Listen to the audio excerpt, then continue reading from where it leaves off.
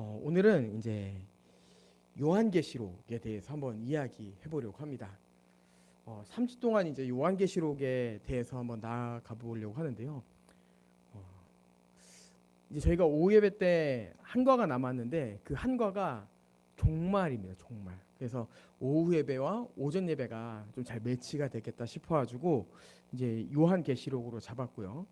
요한계시록의 이제 2장부터 3장에는 총 7교회가 등장하는데 그 중에 이제 세 교회를 한번 좀 3주 동안 다뤄보려고 합니다.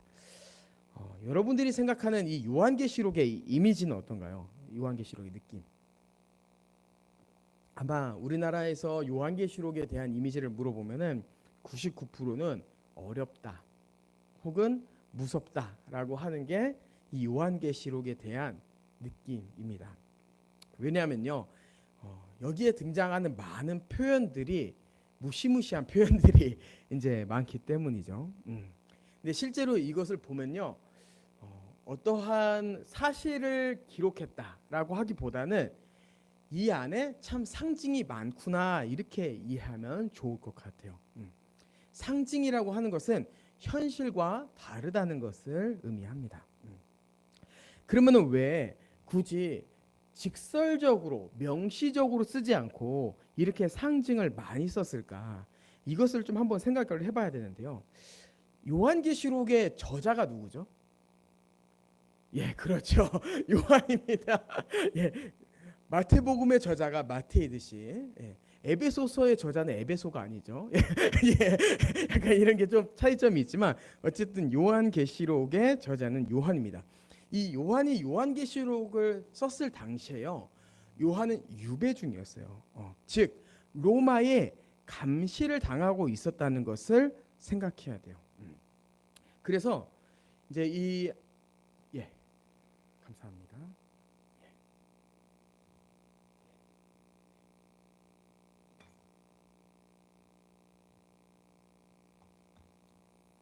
이 유배 당시에 로마 군인의 이 감시 아래 있었기 때문에 교회에 편지를 보낼 때 교회가 받아야 될 내용을 명시적으로 직설적으로 쓴다는 것은 굉장히 위험합니다. 그래서 요한계시록은요, 일종의 암호와 같아요. 암호.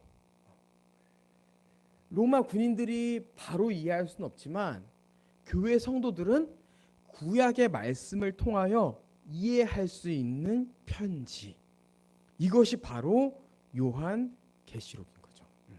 그래서 교회에게는요, 이 요한계시록이 무섭거나 어려운 내용이 전혀 아니었어요. 오히려 교회들에게 요한계시록은 아주 힘이 있는 편지의 내용이었던 거죠.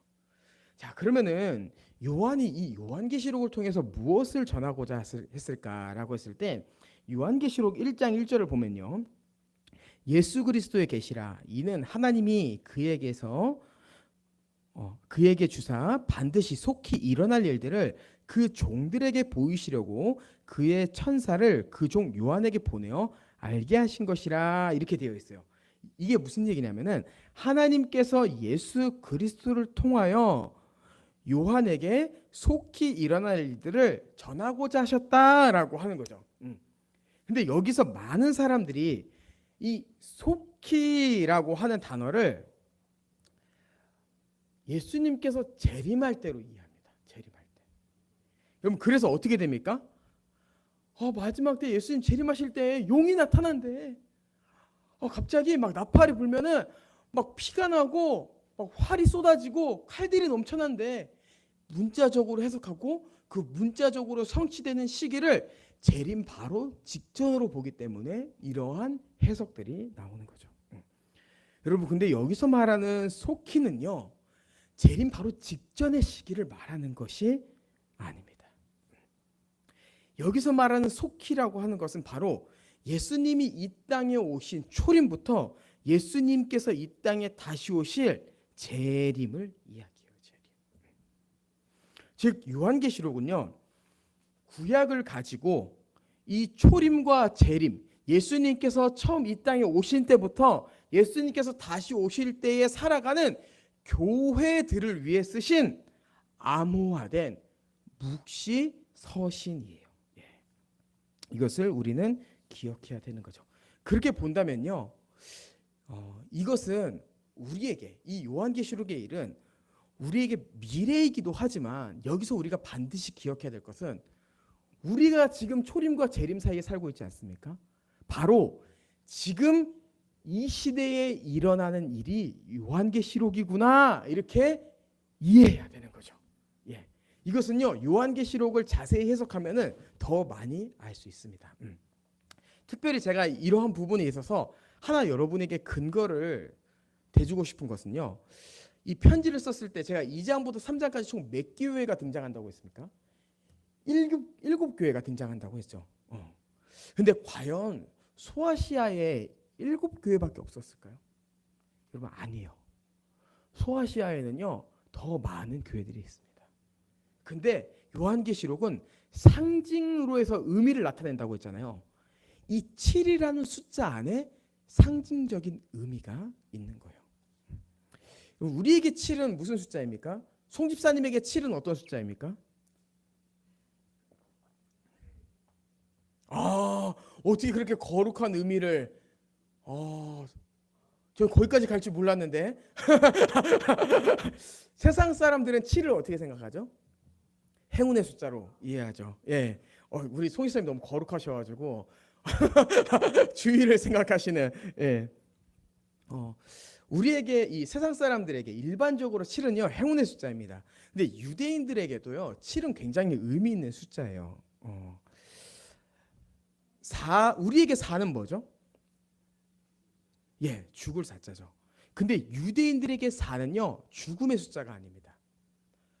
우리가 방향을 할 때 보통 방향을 어떻게 얘기하죠? 동서남북으로 얘기하죠. 4개의 방향을 가지고 얘기해요.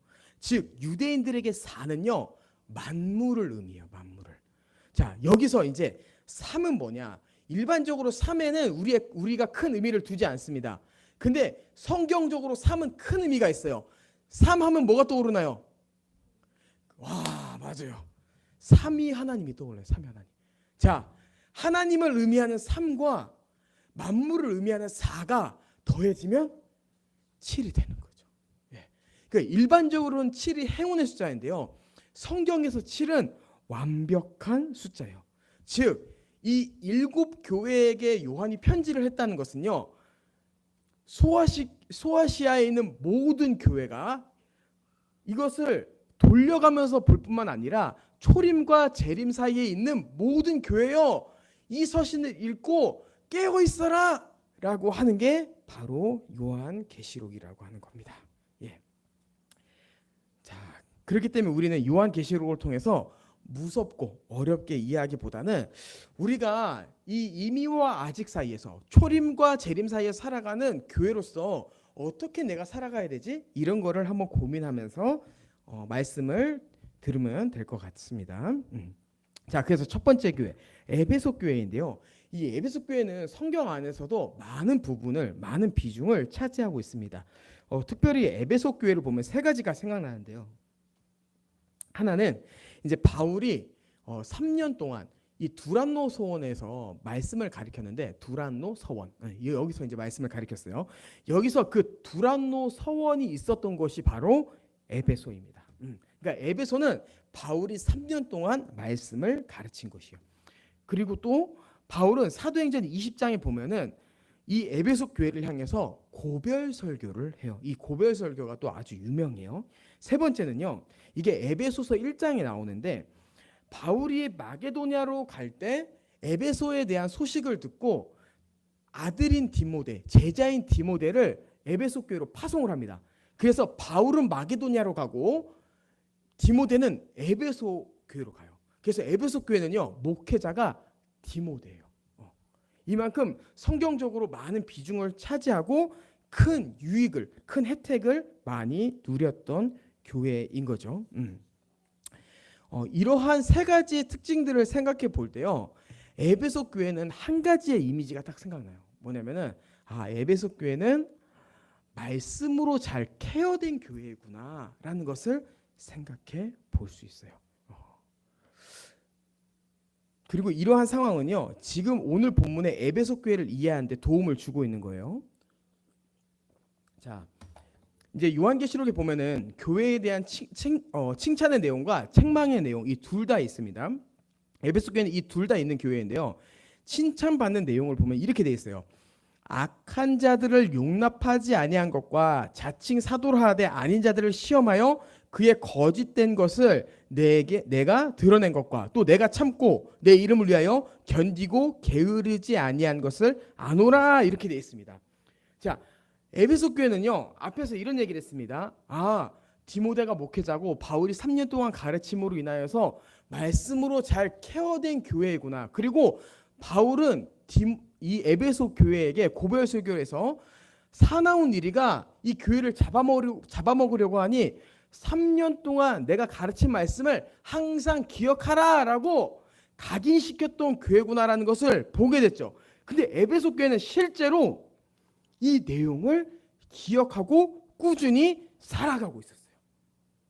그래서 오늘 본문에는 딱 나타나는 거예요. 너가 그 말씀을 가지고 자칭 사도라 하는 자들을 분별했구나. 그리고 네가 그 가운데서 인내하고 견디고 게으르지 아니함으로 교회를 지켰구나라고 하는 거죠. 우리는 이것을 통해서 교회의 모습이 어떠해야 하는지 생각해 볼 수 있습니다. 여러분, 교회는 어떻게 해야 됩니까? 교회는 말씀에 체계가 잘 잡혀 있어야 됩니다. 예, 새 신자가 오셨나 봐요.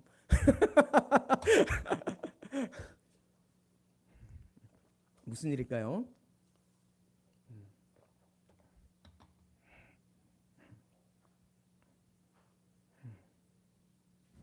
예. 자, 계속해서 말씀 전하도록 하겠습니다. 예.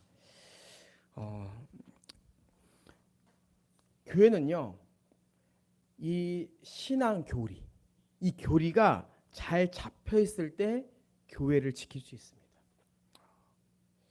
교리는요, 말씀과 별개된 것이 아니라 말씀을 조직적으로 배열하여서 체계를 잡은 거예요.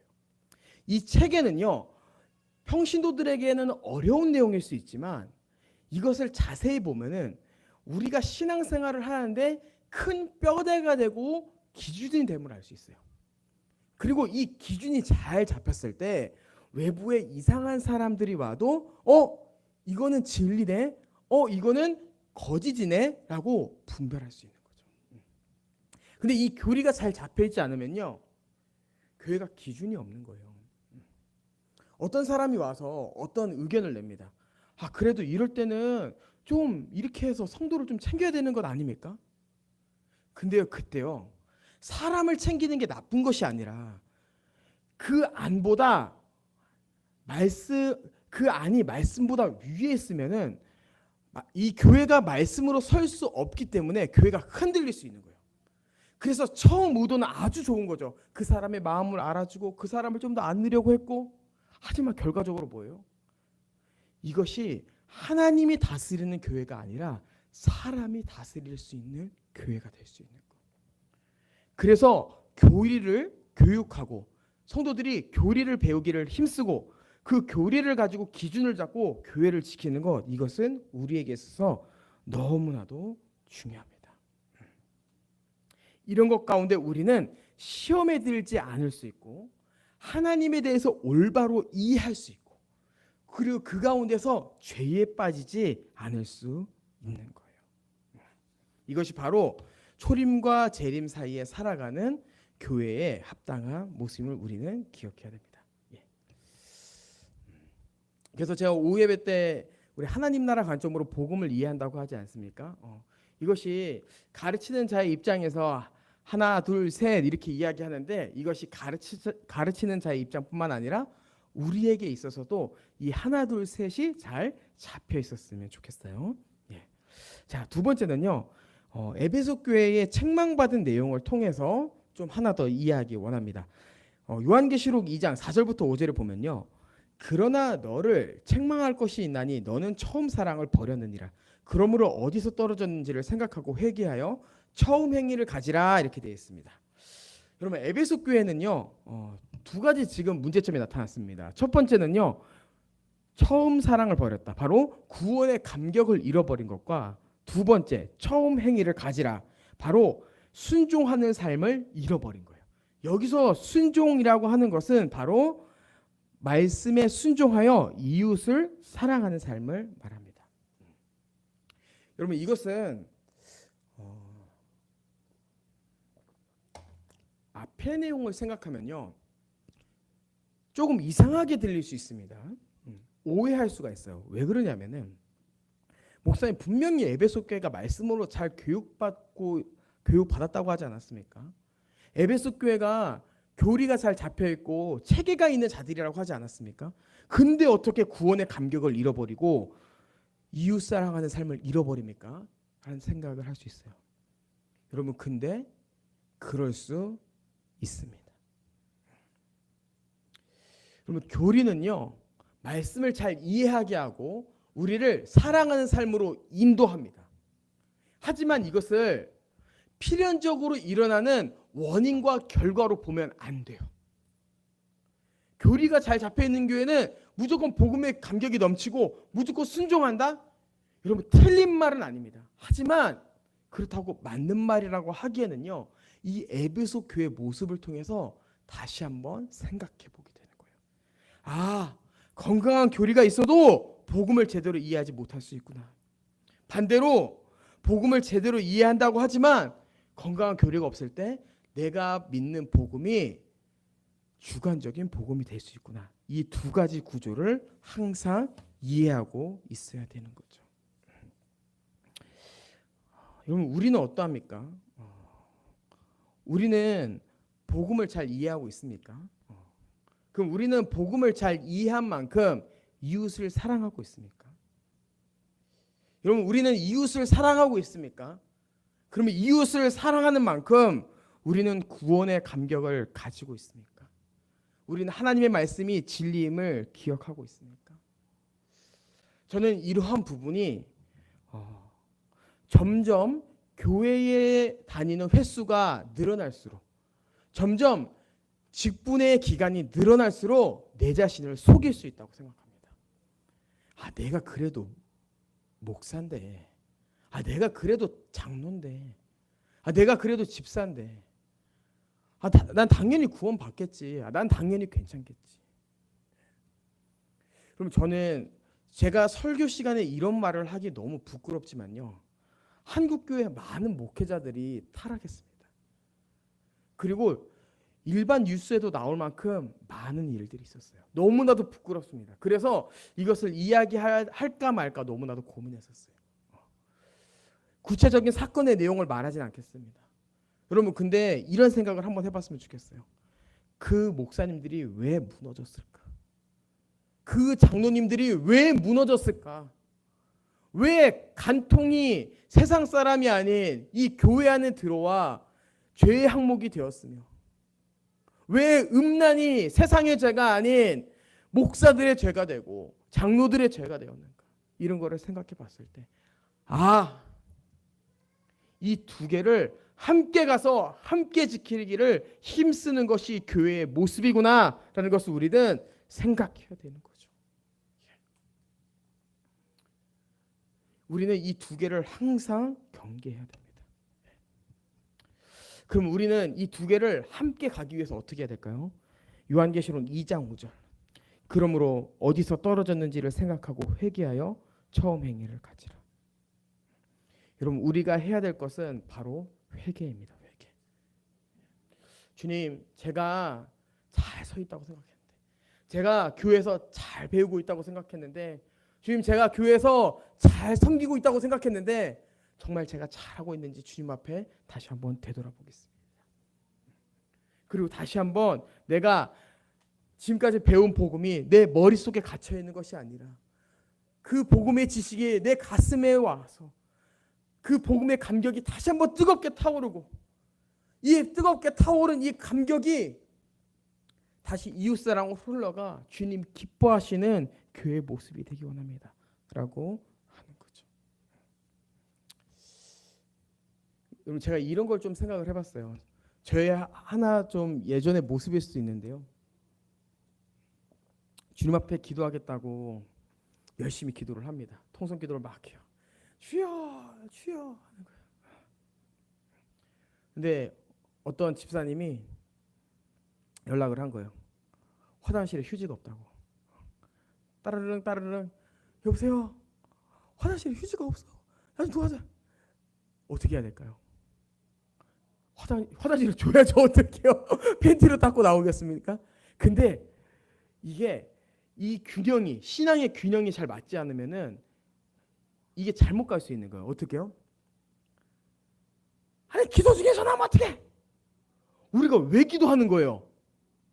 사랑하려고 기도하는 건데 이 복음에 대한 내용과 삶이 같이 성장하지 않으니까 자기 나름은 거룩하게 기도하고 있다고 생각하는데 삶의 모습, 내 행위는 전혀 사랑과 상관없는 모습이다. 좀만 기다려. 10분만 기도하고 갈게. 기도를 왜 합니까? 그러면 이런 모습을 한번 생각해 보는 거죠. 여러분, 저는 점점 목회를 하면서 싫어하게 되는 단어가 생겼습니다. 그게 바로 무엇이냐면은 고인물입니다. 고인물. 저는 고인물이라는 단어가 이제 점점 싫더라고요. 그리고 저는 이제 그 반대의 의미를 되게 좋아하게 됐어요. 개혁이라는 단어를 참 좋아하게 됐습니다. 여러분, 신앙은요 개혁적으로 해야 됩니다. 개혁. 여기서 우리가 개혁이라고 했을 때 오해하게 되는 부분이 있는데, 개혁은요 모든 것을 뒤집는 것이 아니에요. 우리가 가져야 될 개혁은 뭐냐면요, 우리가 배운 복음, 우리가 배운 이 교리는 우리의 신앙의 토대로 두되 무엇을 개혁해야 되냐면은 그에 따른 삶을 계속해서 개혁해 나가는 것. 이것이 바로 우리가 가져야 될 자세임을 기억했으면 좋겠습니다.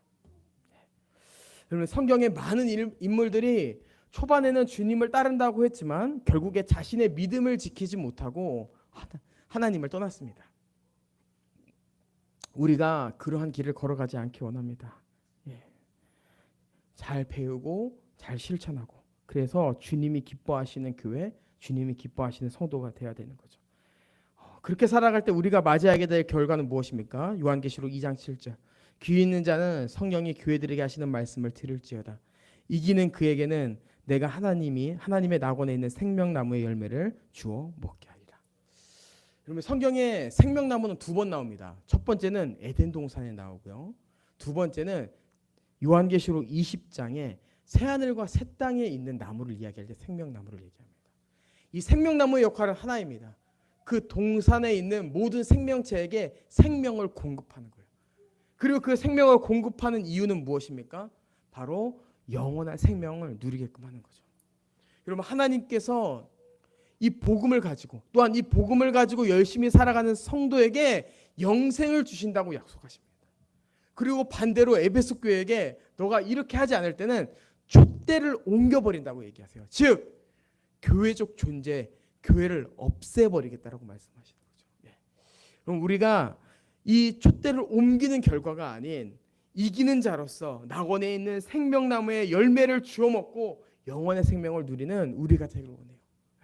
그래서 우리가 서로 점검해주고 행함으로 주님께 영광 돌리는 모든 의의 나무 교회 성도들 되시길 주님의 이름으로 축복합니다. 아멘. 우리 함께 주님 앞에 찬양하도록 하겠습니다.